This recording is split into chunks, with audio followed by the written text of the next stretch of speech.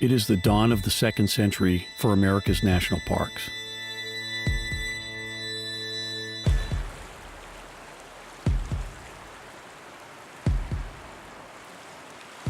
Next, we travel to the popular but technically challenging Precipice Trail, which ascends nearly 1,000 feet through rugged granite cliffs. Beyond its stunning scenic beauty, these cliffs are home to an extraordinary creature, the Peregrine Falcon, that has made a heartwarming comeback from the brink of extinction due to diligent stewardship efforts. Here we meet Acadia ranger and biologist Bruce Connery, who shares his knowledge and enthusiasm for the science and wonder found in these areas. So we're at Acadia National Park, and we're at the base of the Precipice Cliff face, and about this time of year, every year, we go up and band of Peregrine Falcons. They were once an endangered species, and they're still listed as a threatened species in Maine. And so as one of the management tools, we actually go up and band the chicks, which then gives us a way to track them over the course of their lifetime. Today's tagging was done by a team of 3 climbers. They carefully navigated their way up these treacherous cliffs to the nest site. And we have to hit the right window when the chicks are right at the right age. If they get too old, they can actually do things crazy like jump, or if they're too young, the bands won't fit properly on their legs. So you have to try to time it around their 3rd week of life.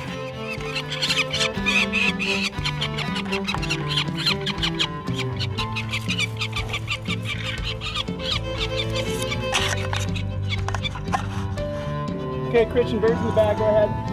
The team captured and tagged the chicks in less than 1 hour with minimal disruption, obtaining important scientific data.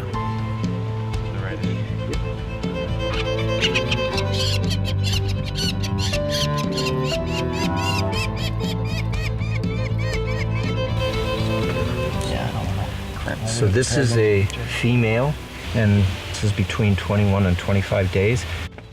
So it gives us a way to see how birds move and where they're repopulating and how the structure of the population in New England is working. Peregrine populations were in steep decline during the mid-20th century due to the impact of environmental contaminants, including pesticides such as DDT.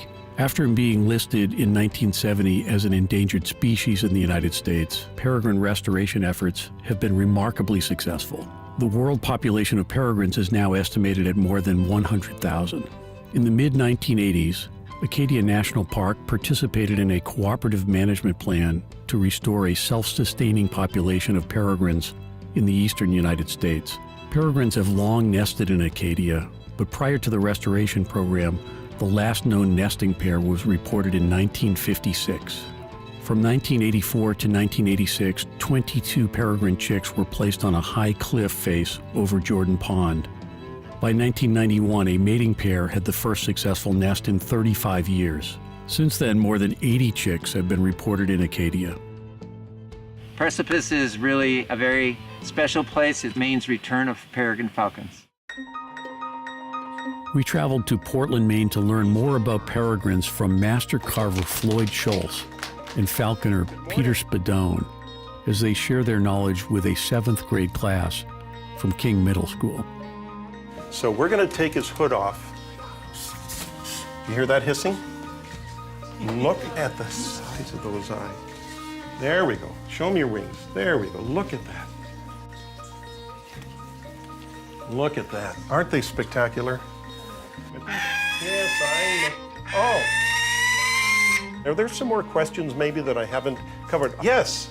What's the fastest they can fly at? The fastest animals that have ever lived on this planet are this guy right here. In a dive when they're coming down, they can fly at 200 miles an hour. Compared to these guys, even a cheetah looks like he's moving in slow motion.